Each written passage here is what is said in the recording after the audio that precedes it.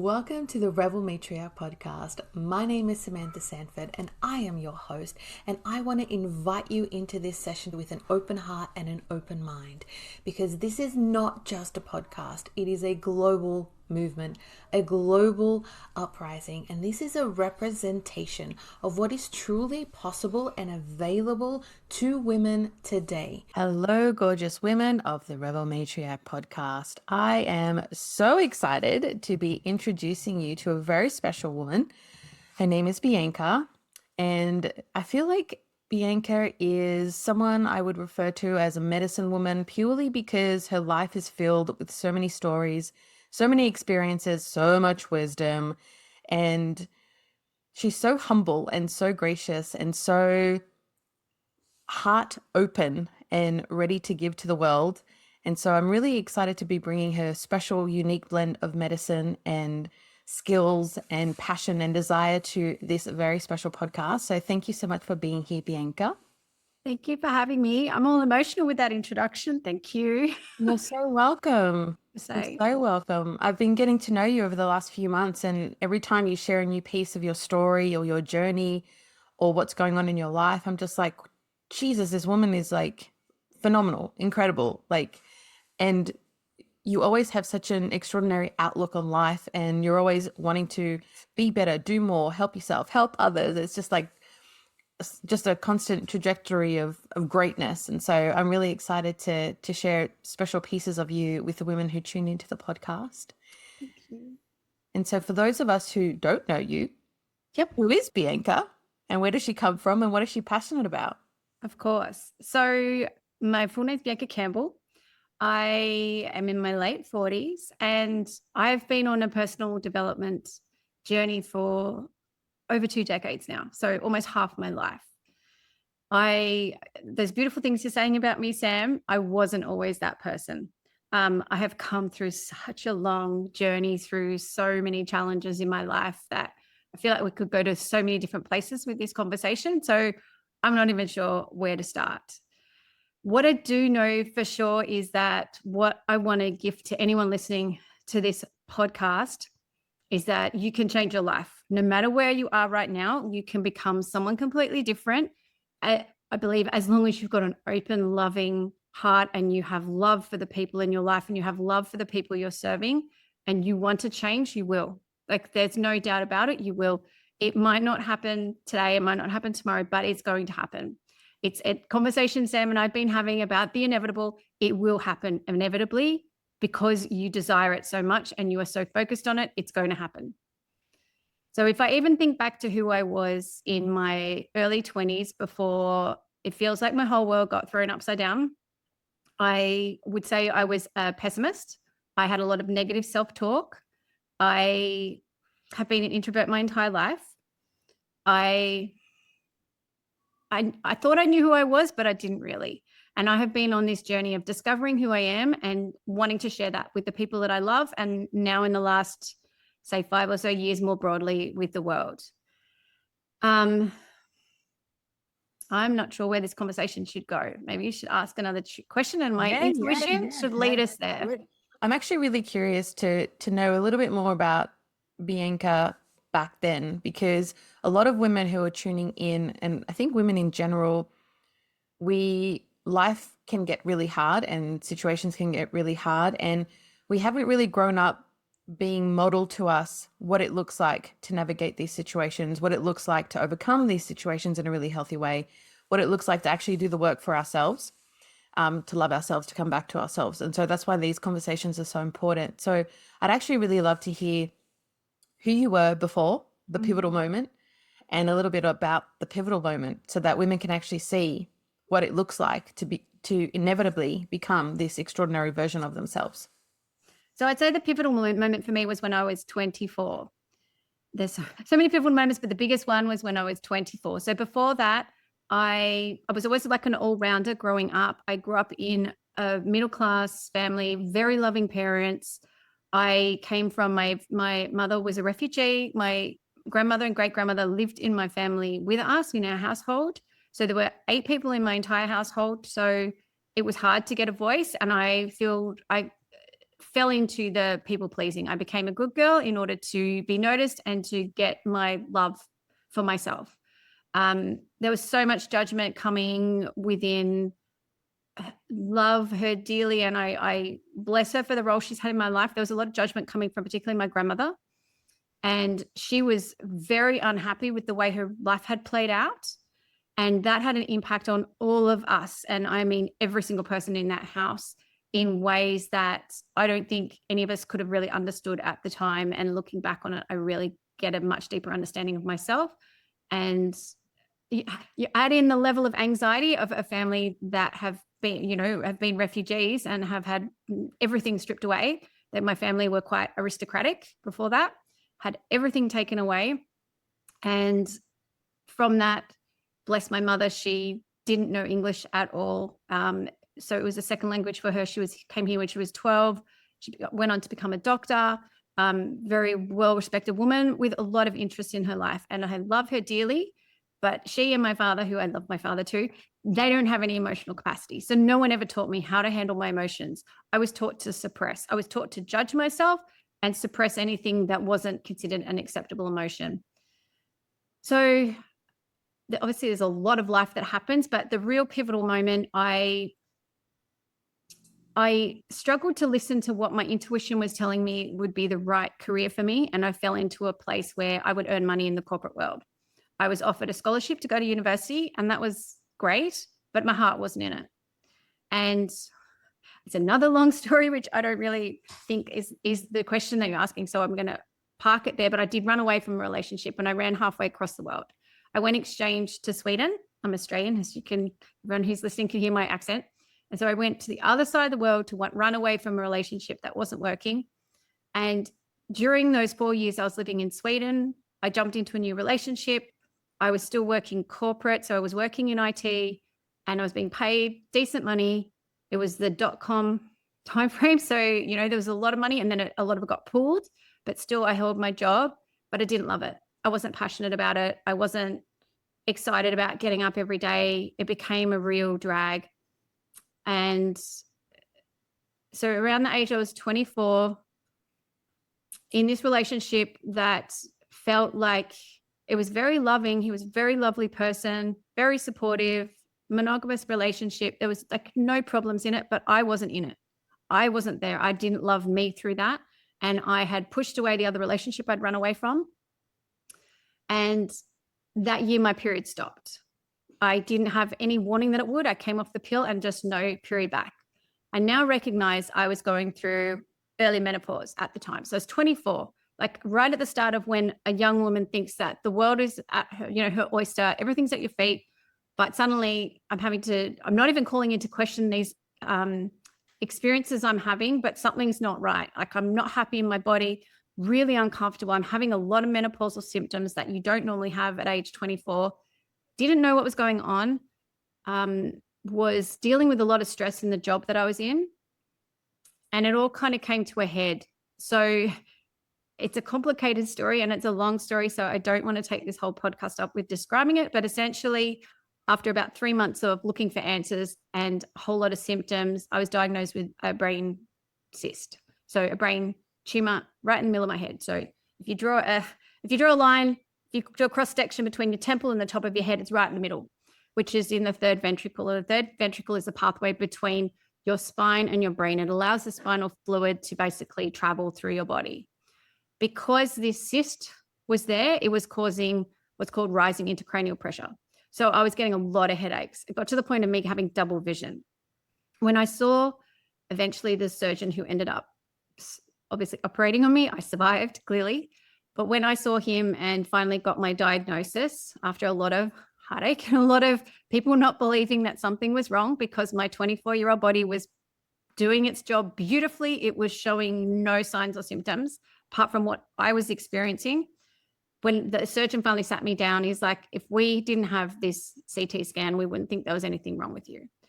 And he also said, you'll have about 15 minutes to live if this closes over and blocks up, because this pathway is so important in your body. You can't live without the brain fluid going, which is a real shock to your system to be told you're going to die if we don't fix this. Yeah. To the complexity. So my mum, the GP in Sydney, God, goodness bless her. She started talking in the community once she found out her medical community. What can we do? There's a very famous neurosurgeon that was practicing here in Australia. He's like, don't worry about it. Get her on cortisone and put her on a plane and come home.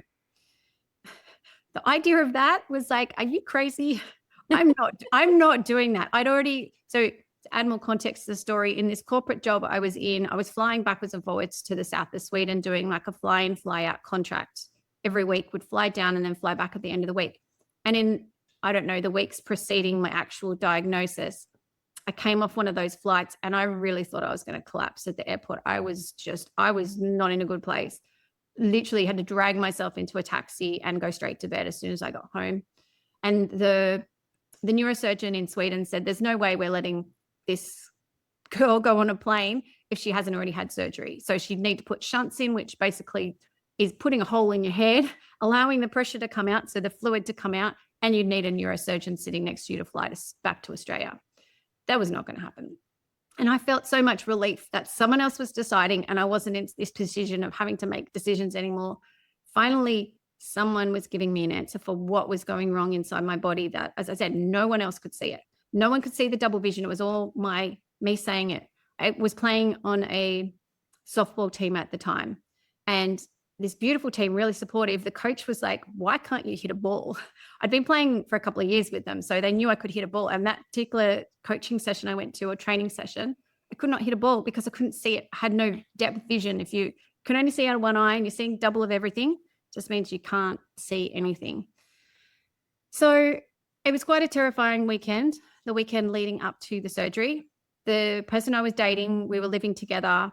There was another Australian friend of mine who was also living in the same house with her boyfriend. They were away at the time that I was diagnosed, and my boyfriend went home and they came home and they were sick. They had head cold or something. And so he couldn't come to the hospital to visit me. So I was terrified in hospital on my own on this weekend, sitting in a brain injury, neuro type ward. I can't remember the name of it, as an outpatient, looking like the only sane person on the entire ward. I was seeing people with bandages on their head. They were speaking like, it just felt like crazy. It was kind of felt like almost like a mental institution. I'm like, what is going on? Like, I don't fit in here. And yet I know I need these people to take this, essentially like a balloon in my brain. I need to take it out. So it's a long story. Eventually it got removed. It's good. It's great. Keep going. My mother flew across the world to come like on an emergency flight. Her flight was actually in the middle of the flight. Someone had some sort of a medical incident and had to get grounded so she could look after this person. It was just like everything stacked upon everything. Finally, she made it. She turned up the day before. I think it was by the Sunday. She turned up and I had the surgery the next morning. And that night I couldn't sleep. I was put on sleeping pills and I still couldn't sleep. I was so stressed by the idea that I was facing something that very few people face, brain surgery. Like someone's going to cut into my head and I don't know if I'm going to survive this experience. And it was one of those dark nights of the soul where you question everything. Am I going to survive? And am I going to wake up? What's it going to be like? Is this the end of my life? So many questions like that. And I remember saying to my mum on the morning of the surgery, I'm not ready. And she said, you'll never be ready. You can't ever be ready for something like this. You just have to do it. And it was so terrifying. And yet what could you do? You just have to surrender to, okay, I'm in your hands. I can't not do this. I can't keep living with this time bomb in my head. And obviously the surgery went well. 8 hours surgery. It was what's called open brain surgery. So I hope I'm not trying not to speak with too much gore for those listeners, but they actually cut along, sorry, it's along here, scarlina here, pulled the skin forward, cut out a little piece of brain, took it out, did what they had to do, put it back in, sewed me up. They didn't actually shave my head. They just pulled I had long hair at that time. They pulled like my ponytail forward and back and kind of glued my hair down, which I found out afterwards. And I was concussed for 3 days. So I've got very, very vague memories of those 3 days. I've more got the stories of what my ex-boyfriend told me and what my mother told me. I was saying, like, I tried to write my will after the surgery, and I saw my father and my sister sitting there with with bandages on their heads, all sorts of weird stuff. And it feels like I can't really connect with those memories at that time. But what I do know is that it took a long time for me it took me days to start recovering and build my energy up. It felt like I was flattened, as in what you imagine to be like to be a little child again, like your entire body is just wiped out, having to learn how to almost to walk and to move again from being completely, having your head cut open really. And it took about 2 weeks. I convalesced in Sweden, in Stockholm, for a couple of weeks with my mother, and just would walk, 50 meters on one day. And the next day it might be an extra 20 meters from that. Very slowly built up my energy. I think my corporate role, they felt guilty because they knew how hard we were working. And so they ended up putting me on stress leave and sick leave, and that was fine. So I asked for the full amount that they'd give me off because they were offering it. So I took 3 months of leave, and then I went back to Australia. I had to wait a month till all of the air had been reabsorbed into my body. So I had to have an MRI, and it just showed a little calcium deposit. And anytime I've had a scan, I've had, I think, one other MRI since. There's just a calcium deposit and the metal that they've left in my head. So I've got titanium screws in the top of my skull to hold that piece of bone in, which it's all healed now. So that's, 2.5 decades ago, so a long time ago. And what it became like was a line in the sand. And I also felt at the time that I had shut off my body from my body, because I started to do a lot of internal work. Why has this happened? Why have I survived? I was told most people that they find these tumors in through autopsies. So by all rights, I should not have survived this. Maybe in another reality, I didn't. And I'm here in this one now saying I've survived this. This is my story. And just the beginning of my story, because I started to question, why did it happen? Who am I? What am I here for? What's my purpose? Why did I run away from this relationship? What do I really feel? Where do I want to live? And I didn't want to live on the other side of the earth from my family. I knew that very clearly. I was happy to do it short term, but I was not going to stay and try and create a family in Sweden. That wasn't going to be my future. It didn't resonate any longer. So within about a year, I packed up and I left Sweden. I went traveling, and I searched for a long time. Who am I and what do I need to do? I was very hesitant to go back to corporate. I did not want to go back to corporate because it's almost felt like I sold my soul in a way. Like I sold out on my purpose. I sold out on who I was, and I didn't want to go back to that. As much as my family felt that might have been the right thing for me, I got a clear no, and I kept following that no, because it's as though I've got this second chance at life. What am I going to do with it? How am I going to live it? Who am I going to be? And going back to corporate was just like, nah. I could do it short term. I could do it for a few months, but after that, nah, sorry, this is not. And I did go back to corporate maybe 2 or 3 times just to earn money for a short period of time. And then like, okay, that's enough. I'm done. So my journey to who I am was a lot more steps. I explored the non-for-profit. I worked in an outdoor education role where that was probably 2 years after the surgery, but it was quite a decision to move to that because it was so poorly paid. And yet it was like my heart saying, do this thing. It feels exciting to me. I got offered an ambassadorship there was a youth program to go work in IT in a developing country. And I had to say no to it as hard as it was to say, as much as my father was saying, this is a great opportunity. It's like, yes, it is. And everything inside me is saying no. So I have to listen to what I'm getting. And that, I think, is why there was a line in the sand there, because I started listening in from that moment.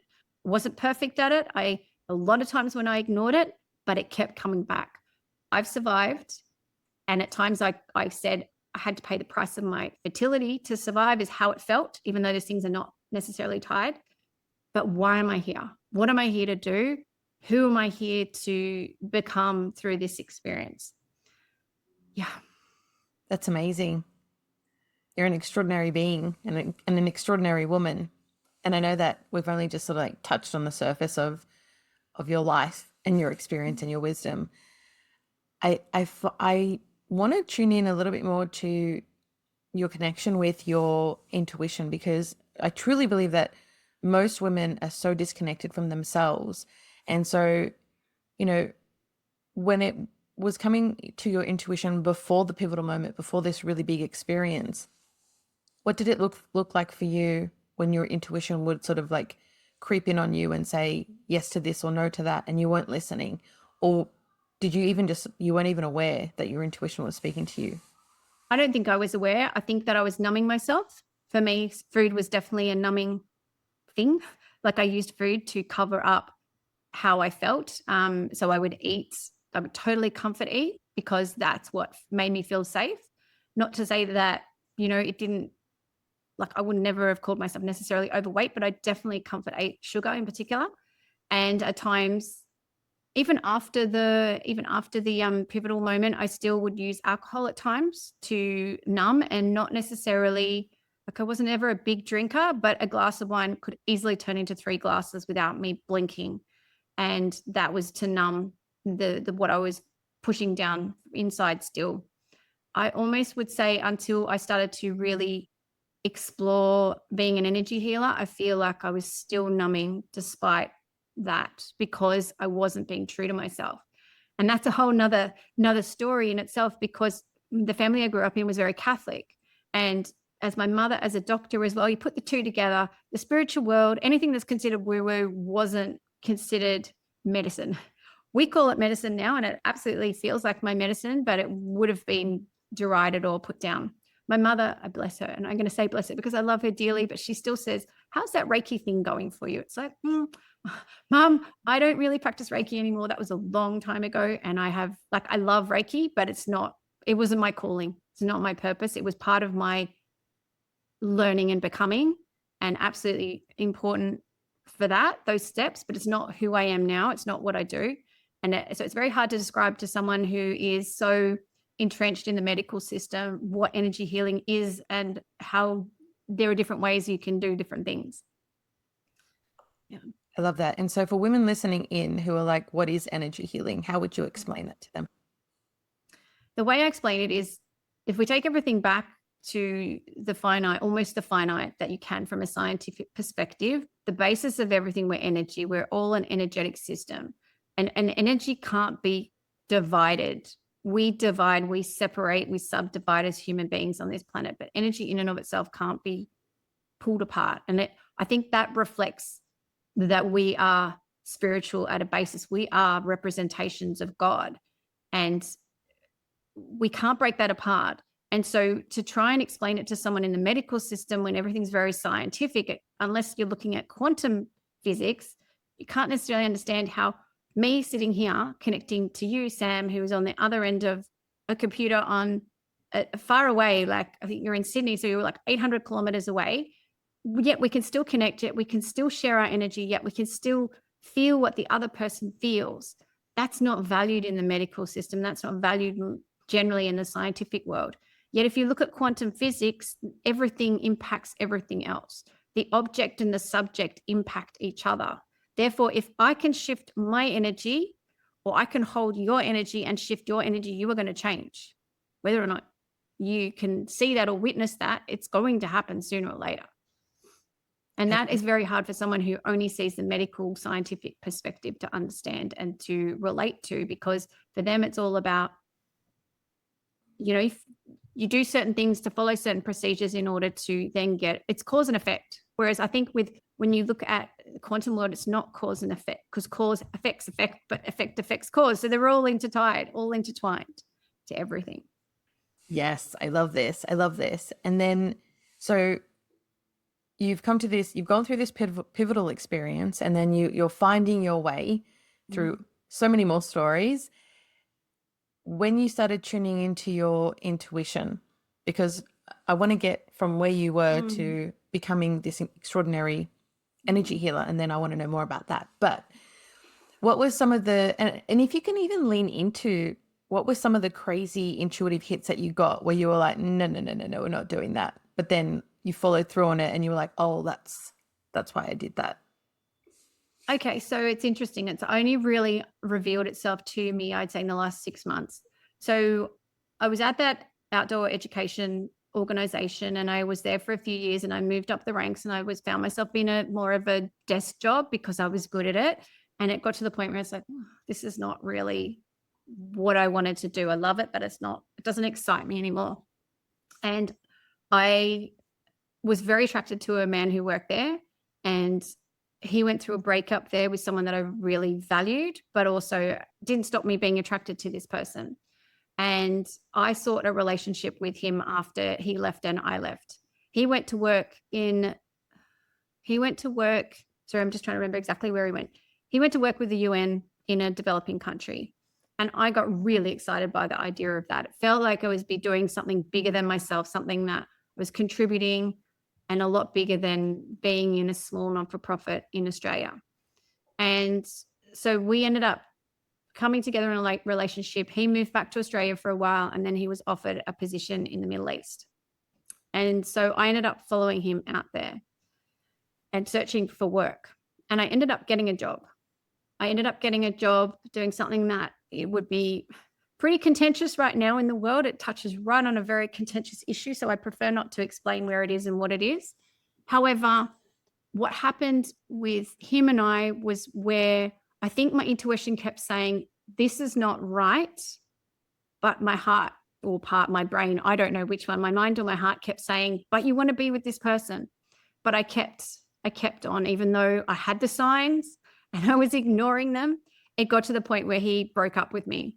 And in the weeks prior, maybe it was a month prior to us breaking up, we had our apartment robbed, and he literally moved out of the apartment and left me there. And I was just like, how could you do that to someone? How could you leave someone in a place like this where there is constant tension in the air, where you say you love someone and yet you walk out on them? And that was another tough journey to walk through, because I felt abandoned. I felt so abandoned, and I couldn't name why I was so distraught with the end of this relationship, because a part of me knew. I'd started exploring a mentor of mine who talks very much about, the law of attraction world, and how it obviously wasn't the right relationship for me, because if it was, he would stay. And I was trying to find the parts of this that were for me. And it felt hard at the time, because it felt like, why is this happening? Why am I on the other side of the world again? Something intense is happening to me again. It's not quite the same. My heart's broken in pieces. And yet I've been ignoring my intuition, which said there's something not quite right here. If he was all in, he would have been all in. And there were very clear signs that he was not all in. So I ended up staying for another, I think it was 8 months or so, because I wanted to refine myself in this place and prove to myself that I could create a life that I was proud of, where I had friends who were my own friends.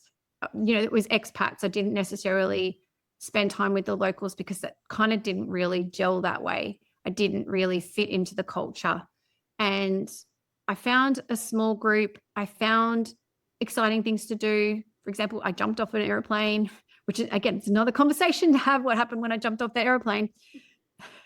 But I discovered who I was outside that relationship, and I discovered that I really did love myself, and I really did love who I was becoming. I just didn't want to be living in that country. I wanted to be back in Australia. This is where my heart is. This is where I feel connected. I'm not physically close to most of my family any longer, yet I can get to them very quickly. It's not going to take me half a day or a day of travel to get home.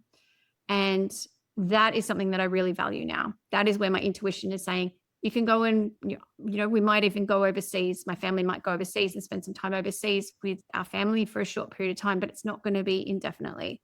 And I feel like that's where I've started listening to my intuition. I feel like the nature in Australia is such a supportive thing for me. It's where I tap in to my energy. It's where I ground myself. It's where I reconnect to myself. Like, I'm looking outside. I live in subtropical Byron hinterland in northern New South Wales. It is such a beautiful place. It is a tourist location, and I feel absolutely blessed that I get to live here. And I've got pythons on my deck, and we've got so much bird life, and it's like the richness of life feels to me like it's here. I'm living within it. So I know I strayed a little bit from our question, but this feels like me listening to my intuition when I follow my heart, which says you want to live here. You want to be connected to the energy of this special place. That's me listening in now and not ignoring what was there. And then if we take it a step further, it was owning when I started to really work and really own my intuition in my work, it's like, if I'm getting the message and it's a clear hit for me, then that message needs to flow through me. Like, I'm trusting, and for anyone listening, none of this is scripted. I'm speaking from my heart and speaking from where I want to flow this conversation to, recalling parts of my life that have been pivotal and how they can be medicine for people listening in, to say, yeah, okay, I get that. I get how I'm in a relationship that's not serving me. I get how I'm in a job or a country that's not serving me, or I get that I can make peace with it, because that's the path forward.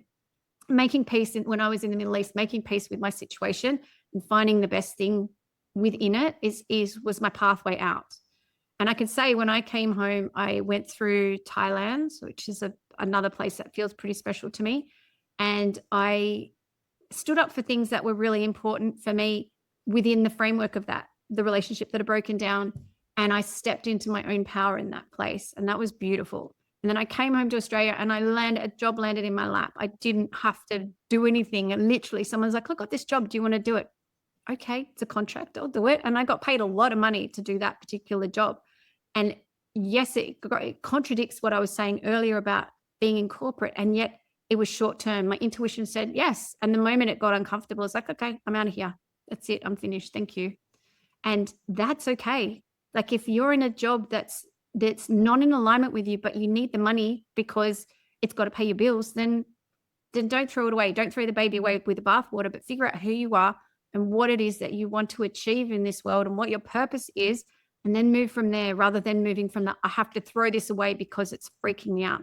Because that's what I did when I ran to Sweden. I threw everything out. It's like, I'm going to get the fuck out of here, and I'm going to get as far away from here as possible to escape this relationship that is tearing me apart. And I know I'm jumping between different relationships here without naming names, but just for clarity, that was leaving Australia. When I left the Middle East, that was for me. I was like, I was done there. The relationship was over. We've had practically no contact, but I only have now love for him, because I understand that that was part of my pattern to be abandoned. For me to own that and to see that and to accept that within myself.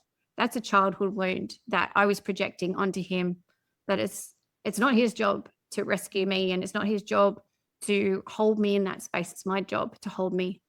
And further, it's now become my purpose to hold women as they shift those things within themselves, as they let go of those things that don't serve them, so they can become who they want to be. I love this. And it's so important, because so many important pieces to touch on. One being that when women start to come about and they're like, hang on a minute, I can actually be this version of myself. I can actually have more. I can be more. I'm not trapped in this gilded cage. I get to open the cage and fly. But they feel like they have to completely destroy and crumble everything in their life in order to become this version of themselves. And that actually puts more tension and more pressure and puts them more into survival mode, which makes it harder to actually achieve what they're wanting to do. And so I love that you spoke to, like, getting yourself out of survival mode first, however that looks, whatever the situation is, so that you can, like, be grounded and centered, and then make that next pivotal decision from a grounded place, a place of feeling whole, safe, and secure, as opposed to like stressing yourself out even more. I think that's like a really important thing, that like women need that permission, because I feel like they have to take it all on themselves in order to like get where they want to go without actually taking a step back and going a little bit slower. Yes. Have you found that? Sorry. No, you go. I was going to say, have you found that to be your experience, like, over the years as well? Yeah, something that one of my mentors taught me earlier this year that really has landed and really has been valuable for me is asking myself, what's my next move? Keep it like really simple. What is my next move? It doesn't need to be more complicated than that. And waiting for the intuition to flow through. If you quiet down, if you give yourself a little bit of space, it will come through. And it doesn't always come through immediately. You've got to wait for it sometimes. I find for me, early in the morning is when things will come through. I might wake up with an answer. I might go into the shower and have an answer. And I'm sure you've heard a lot of other people, anyone listening has heard a lot of other people say that. It's when you're calm, relaxed, in an allowing state, then the answers flow. Yeah. Yes, I love this. And then when because you talked a lot about, like, finding peace and working through a lot of the things, what was some of that journey And I feel like it ties into like a lot of the healing work that you've done and the modalities you've been training in and the mentors that you've worked with. Yeah. Because a lot of women are listening and going, they're in these really intense situations currently, and they're like, they often don't see a way out. And it's like, well, how do I even start? Like, what does that even look like? And so for someone who's done that many times, can you give a little bit of guidance for that, but also share some of your own experience? Absolutely. So I think the first time I really connected with myself was the year after the surgery. Because of what had happened, because of what had happened with my body switching off and my fertility switching off, I was told to go get counseling. So after the diagnosis, I was told, go and get counseling. And I went back to Sweden and I found she happened to be an American who was working there. So someone who could speak to in English and really relate easily to. And when she was counseling me, what came forth was an idea she had of a place that she had heard. It was a retreat. So we're talking 25 years ago. Retreats were not common things. They were really highly unusual. And there was this British or English retreat in Greece on the Greek islands. And oh my goodness, I was like, Greek islands, we're talking water, we're talking sailing, windsurfing, yoga in the mornings, fresh food. Oh my God, yes, I'm all in. So I went to this. And they had a special guest who was a psychotherapist. And I'd never done, beyond the counseling I'd never done any internal work, any therapy beyond that particular counseling I had in Sweden. And it was a group session. And I'd definitely never been in group sessions with a whole lot of people looking at their own stuff. And at the time, he called it like a pop, which I would call now a shift. And I had the biggest shift I'd ever had to that point in my life. And it was that in my vulnerability, there was a lot of strength. Because before that, I'd seen vulnerability as you shut it down. If you're weak, shut it down. If you're anything that's not strong, then it's not valuable. And I was taught in that one session to listen to myself and find my strength in my vulnerability. And even in a conversation like this, where I'm sharing stuff that other people will shut down and like, I'm not talking about that, then there's value in it. There's strength in it. There's courage in it. There's so much within that moment when you own your own crap and you own your own misunderstandings, your own trauma, your own wounds that you have picked up from childhood that often aren't even your own fault. When you own them and you move past them, you gain so much clarity on who you are and how you can be in the world. So I think that was a pivotal moment for me. That same retreat was my first experience of Reiki. So I went to a Reiki 1 session and straight away I felt a resonance with it. I felt the energy that was shifting through my body into the other person's body and the shifts happening in their body. So I really resonated with it. And that was beautiful. And it was the most gorgeous retreat. I think it was like, 10 days or something. And it was sun, it was swimming, it was yoga. It was with the whole thing was just beautiful. Like, oh my God, I want to come back to this place. And I think it was the following year, I ended up going back and doing a little bit of unpaid work there, which was fantastic. I had like 3 months of being in this space with all this beautiful healing I had access to. No, I didn't do Reiki 2 then. However, I had access to a whole lot of healing modalities, yoga, you name it. And I was like, oh, I want this to be my life. Like, this would be amazing. And I feel like when I look back on it now, I've created that to a certain extent. I don't necessarily have a retreat. I don't necessarily have people in my physical life in that way, yet I support women in that way. I support people to explore themselves in that way. And so that was another important shift. And then I did Reiki 2 and my Reiki masters when I was doing that outdoor ed, there was someone attached to the place. I think it was at the time a massage therapist who also did a whole lot of energy healing. And he also gave me craniosacral sessions. And that, again, unraveled more layers. It's like they talk about, people talk about the onion and you're taking off layers.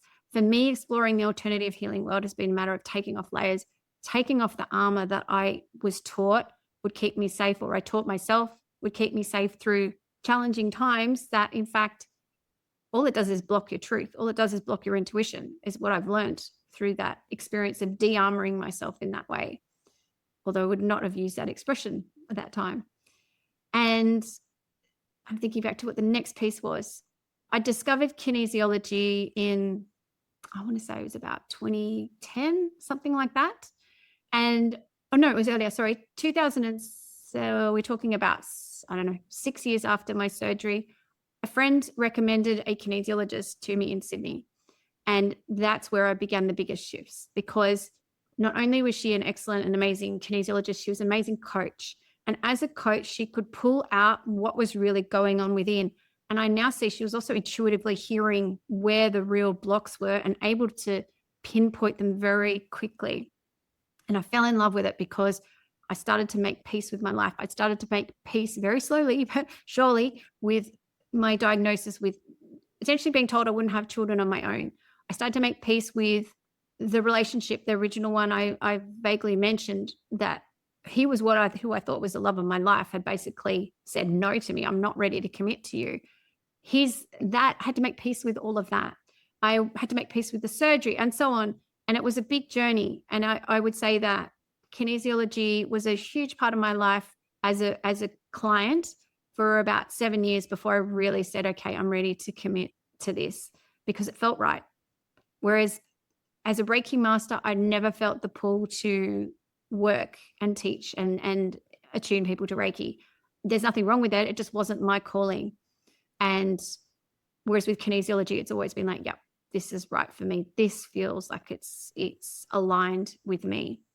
And yeah, so I've incorporated that now into the work that I do. I would not say I'm completely a kinesiologist any longer, because kinesiology is a very set way of working, and I've taken so many things from different places that it would be dishonoring it to say that what I do is completely kinesiology. So now I use the intuition. I use all sorts of energy healing techniques that I've picked up along the way, and I wouldn't change it. Even though my family don't understand it, I wouldn't change it, because it's made me who I am now.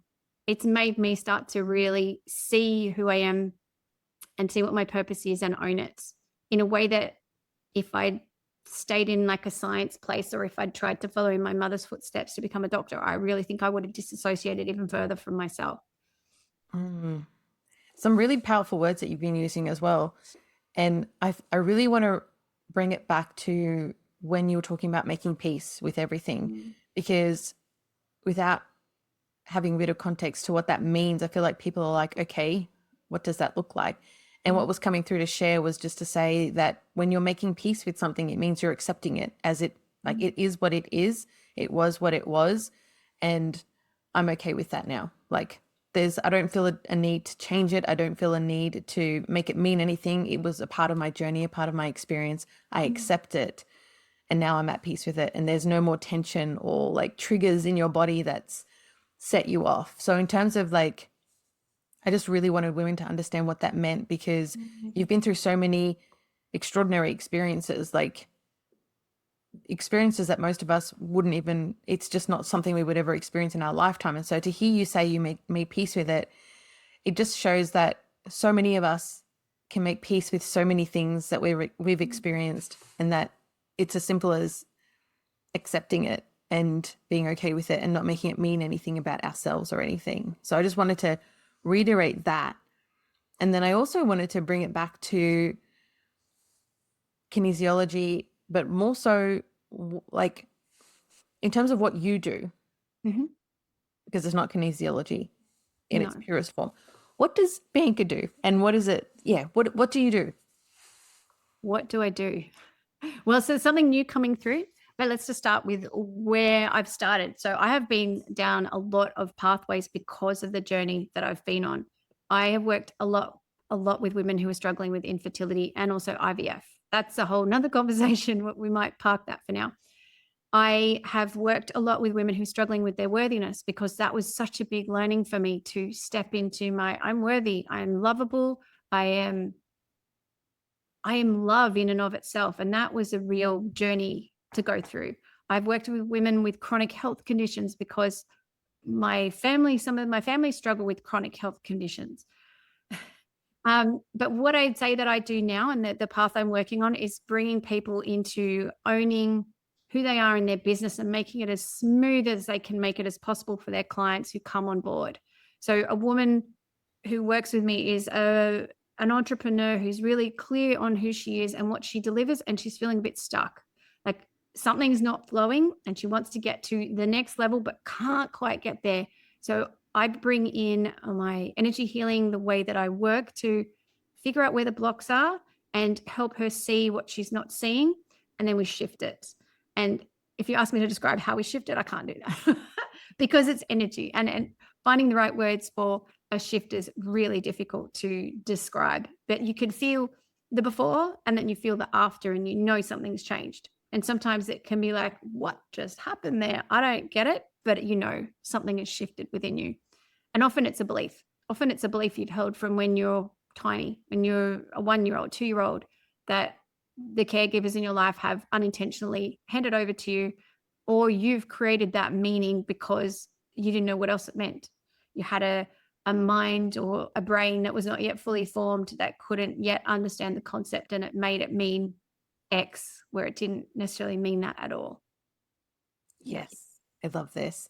And then, so I love that you're supporting women in business. And then for women who aren't necessarily in business, I feel like you have other services as well that could benefit all women.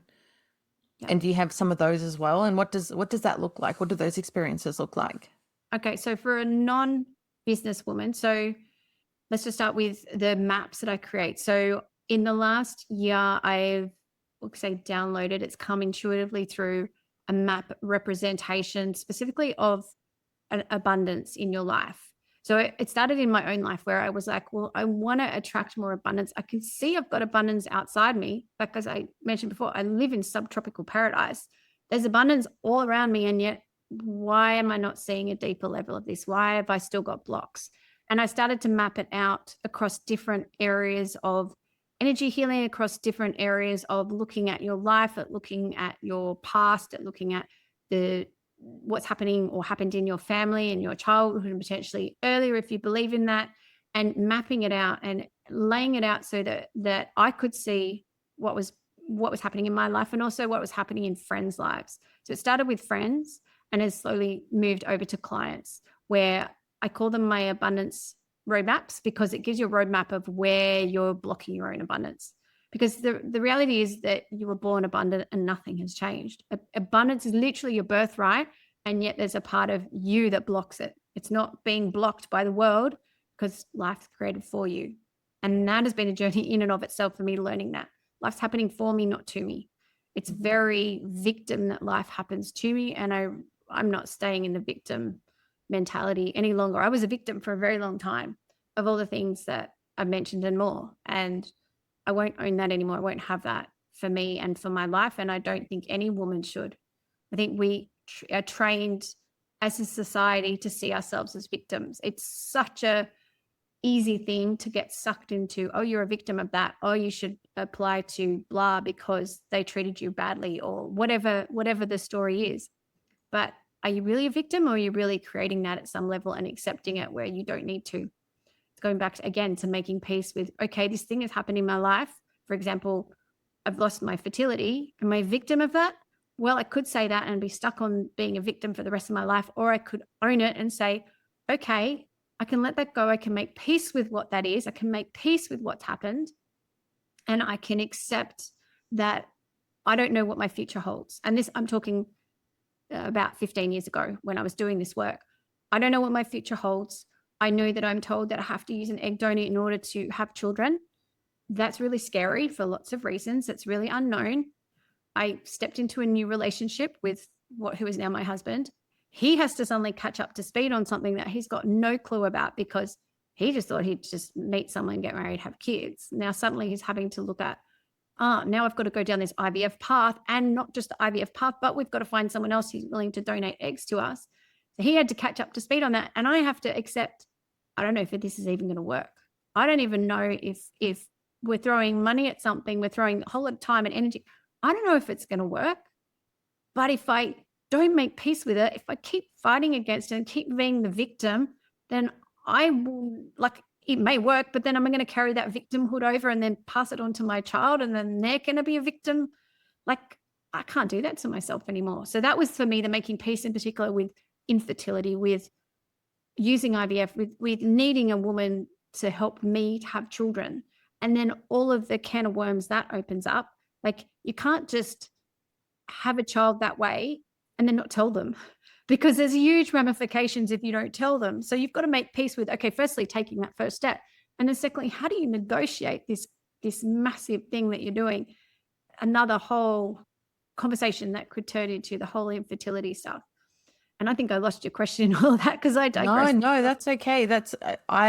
I feel like the infertility and your experience with it is 100% needs its own podcast, because it's an epidemic that so many women are experiencing. And I'm really glad that you touched on it as well, because it's just another example of resilience. It's another example of coming to peace. It's another example of what it looks like. You're being such an extraordinary representative of what's possible for women, because it's not like, you had a broken bone and you overcame that. Like, you've been through some experiences that would rip some people apart and destroy them, and yet you've allowed it to strengthen you, teach you, guide you, and you've just sort of like never given up that beautiful resilience as a woman. And so I love that you're sharing these parts of yourself and that you're bringing it into extraordinary ways to support women through these sorts of experiences.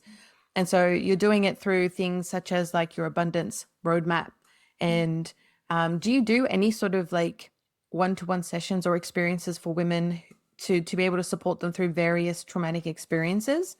I have in the past. At the moment, I don't have too much on my schedule for various reasons. That, like, I do have a family now, so that's would be part of that infertility discussion. I do have 2 children with high needs, so I don't work quite as much one-to-one. I do a lot of asynchronous work now because that fits my lifestyle right now. And for me, asynchronous means drop a voice note, you drop a voice note, and we go through the work together in our own time frames. And yet we still get everything done, and you get what you need, and you get the shift, and you walk away and go, okay, something's different and even better than it was. That's the feedback I get from my clients, that, oh, we shifted that. Oh, the clients are coming in. Oh, I feel so much better about whatever it is. I love that too, because we're so busy these days, like truly, like we're so busy. And so it really creates for that flexibility of getting the support and guidance and shifts that we really desire, but in a way that feels good to us. So absolutely. I love that you're offering your medicine and your work with women in this way. Thank you. I'm wanting to know, for women listening in, so many of us are walking around with baggage of all the things that have gone wrong. And as someone who's been through so much and overcome so much and done so many extraordinary things, what is like a heartfelt piece of advice you can give to women listening in who are maybe starting their journey, or they're thinking about starting their journey of acceptance and coming to peace with everything? Like, as someone who's been through it, as a big sister, what would you say? I'd say, sister, what can you learn from this? How is life happening for you in this challenge? What's the gift from this challenge? That's how I have negotiated. And I want to say 100%, when I was going through the fire, I wasn't asking those questions. I was just trying to survive. When I was in that hospital bed, staring down the face of death, I was not asking these questions. It happens often in hindsight. So if you're going through it and you're in survival mode, sometimes you just got to keep walking the path you're on, but also maybe just ask a little question. Is there a gift in this? Is there a gift in this? And then once you're a bit further apart from it and you've stepped a bit away from it, then you can give yourself space to ask, okay, there's a challenge here and it can't be for nothing. What's my gift? Is it to share it with the world? Is it to share it with other women so that they can see the truth of who they are? Like, for example, for the poor women who have gone through, say, childhood abuse or something like that, you often see them sharing the wisdom of what they gained, the strength, the resilience, the whatever it is through that experience. It's horrific at the time and you wouldn't wish it on anyone, but they're a voice for those children and survivors to say, you don't need to stay there. This can be one of your gifts. This can be a gift that you give to the world, your understanding of this challenge in your life and how you overcame it, and that you didn't give up, and that you didn't walk away on yourself, that you didn't run away, and that you didn't give in. You just kept walking on the path that you felt called to walk on. And the more that you listen, the more you get guided, and the more you listen in, the more you see the truth of who you are and the strength of who you are and what you are capable of. And also the gift of life. Like there's so much in life, there's so much beauty and richness that it's easy to ignore when you're going through the hard stuff. Really hard, but there's always something there for you in every moment, as hard as it is to see it at the time. I love this. And do you yourself have any like energetic practices that you do for yourself that maybe a beginner might be able to start practicing for themselves, like to help them, what does an energetic shift look or feel like for someone? And is there like a small practice that you could share? There's something really small that I'll see if I can talk through it. It's a little tricky if you're listening to the podcast, but we'll try it. Something very simple you can do if you're feeling overwhelmed or a very strong, intense emotion in the moment. You can take your right hand and you can place it across your forehead as though you are taking temperature. Yeah, taking a temperature. That's the way to put it. Taking a temperature. The thumb in your hairline, fingers are parallel to your mouth. You take your left hand in front of you as though say stop to somebody with your thumb, like your fingers are all together and your thumbs together, and holding everything there, you just open your left thumb out and it should make the capital L in front of you. And then, let's see if I'm describing this well enough for people to understand. You take your hand off your forehead, right hand off your forehead. You take your second and third fingers of that hand and you trace a line from the bridge of your nose to your hairline 3 times. So once, twice, 3 times. And then you can relax everything down. So what that does is you have your prefrontal cortex, which is where all your thinking happens in behind your forehead. That's where basically it doesn't form until you're in your like mid-20s. So that's why kids and teenagers do not make rational decisions, because the brain hasn't formed yet. But what that does is holding that there brings that blood through to your forehead, allows you to start making rational decisions and get out of your fight or flight reptilian brain, which is at the back of your head. And so that allows you to start thinking more critically about what's going on in the world. And when we use the left hand, we were just literally holding it in your energetic circuit. And then we're basically placing it here when we were swiping up your forehead. So that I have found when you're in a moment of intense emotion just helps bring down the level of stress. And you often find that people will do that anyway without realizing it. Have you ever noticed when someone's upset, they'll just stick their hand across their forehead and go, oh my goodness, what's going on? You'll do it intuitively without realizing it. So if you can do it in the moment, something really simple you can do. The other thing you could do is you could do like marching on the spot. So if you think of someone who's marching and they swing their arms and their legs opposite, so right arm, left leg, you do that 10 times on each side. So you do say 20 steps. And then what you want to do is you want to march with the same arm, the same leg. So you're basically right arm, your right leg at the same time, and then your left arm, your left leg. So what this is doing is, and then, you want to repeat it back to what I said originally, just normal marching. What that does is your brain will work, the opposite side of the brain works the opposite side of the body. So the left side of the brain works the right side of the body, vice versa. What happens is we often get tangled up in your head, like our circuits get a little bit tangled up. And this process of marching, so your regular marching, just your opposites, and then homolateral, so same sides, and then back to opposites, it resets those circuits in your brain. And it will make you feel better without you even thinking too much about it, is what I've found. Really easy, really simple. That's couple of little kinesiology methods. So in terms of the energy healing, that's a little bit harder for me to describe over a podcast. That's great. That's great. I love sharing practical tools with women so that they can actually start implementing these sorts of things now, especially in like the world that we're living in and having access to so much information and not knowing where to start. Sometimes it's a simple process as marching and then doing the opposites, so that our brains can sort of like regulate and our bodies can regulate, and then we can like have clarity in our next step, which is exactly your next step. Exactly. You're moving forward into your next step. Exactly. You bang on intuitively, of course, Sam. Yeah. Exactly what that is for, that practice. I love it. And what is your next step? What is my next step? My next step is allowing this new program to flow through me and to start delivering it to women who are excited. These women entrepreneurs that I mentioned before, that's really my next step. Very excited, and to become more present online than I have been. Yeah, to really start getting loud and calling out to people who want to work with me. I want to become louder. I want to be more visible to the world. Why is it important for you to be more visible to the world? I feel like I can't have gone through all these challenges and all of everything I've gone through and have this level of resilience and not share it with more women and inspire women to see who they could be if they step into their power, if they own who they are, who say, you know what, I'm going to keep going no matter how hard this has felt or how hard it is right now. I'm just going to keep focused on who I want to be and what my purpose is here. And if you could tune into what kind of a world we would live in if women were living or experiencing life even at like 25% of their potential, because I truly believe women are like 5% or less when it comes to their full potential. Like, what kind of a world do you think we would experience if women really started to live their potential? I just feel like a lot of the division would settle down. There'd be a whole lot less separation because women hold families together. They're the matriarchs, as you love to say. I love that expression.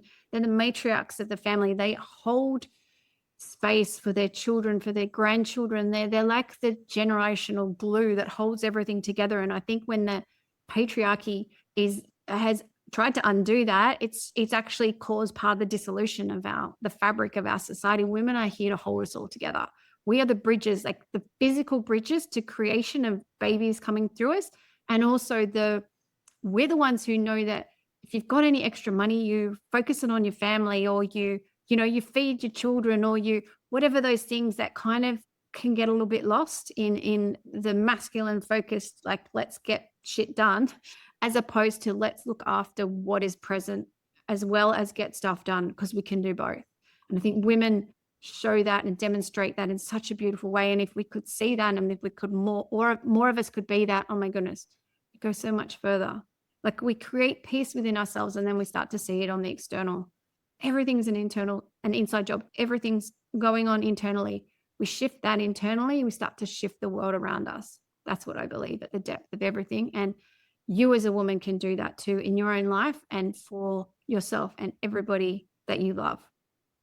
Yes. So ultimately, we're doing ourselves and our family and everyone around us a disservice when we're not gifting ourselves the gift of presence and the gift of creating peace in our lives and acceptance, and doing some of the energetic work and the powerful medicine work that you're doing with women as well. So I love that they've gotten to experience some of you, and I look forward to possibly bringing more of you in the future, because I feel like you've got so much to share. Oh, thank you. Do you have any parting words or final piece of wisdom that you feel wants to come through for women listening in? Just waiting for it. You've got this. Like, you can do this. You don't need to lean on anybody else. The answers are within, and you just need to give yourself a little bit of space. It might be sit outside and have a cup of tea. It might be sit on your favorite chair for a minute, go for a walk on the beach, walk by a lake, whatever it is. I like getting out in nature. That's what always works for me. Spend time in nature and the answers will come. They will come. They're there for you. The only thing stopping them is you yourself. And the only one who can change that is you. No one can force your intuition. No one can force intuition for anyone else. It's a connection with the divine, and you have that. You're born with that, and it hasn't changed. It's just clouded over. So just allow the clouds to just kind of drift away, and they will, and you'll start getting, the light will shine through, the answers will come, and you'll be guided to what life can be for you. It's coming. Just trust and allow the doubt to dissolve, those clouds of doubt to dissolve. I love this. And whilst you can do it all by yourself and for yourself, there's also so many incredible women out there who can support you. There are incredible podcasts like this. Exactly. Where you can like start to receive some of this medicine and practical tools. And if they're wanting to work with you, I will be 100% dropping all your links in the show notes, because I truly believe you're a gift for women, to women.